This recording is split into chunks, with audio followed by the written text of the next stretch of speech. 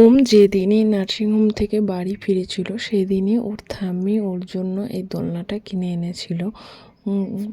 তখনই বর্ধমান থেকে আমরা এই দোলনাটা কিনে নিয়ে চলে এসেছিলাম।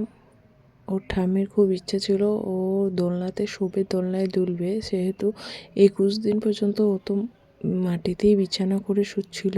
আর 21 দিনের দিনই ওর মিমি দেখো দোলনাটাকে তাড়াতাড়ি করে সেট করে দিচ্ছে যাতে ও দোলনায় শুতে পারে।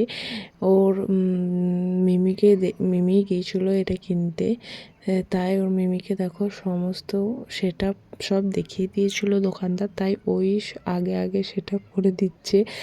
ওর মিমি দেখো সব সেট আপ করে সব কিছু রেডি করে দিয়েছে।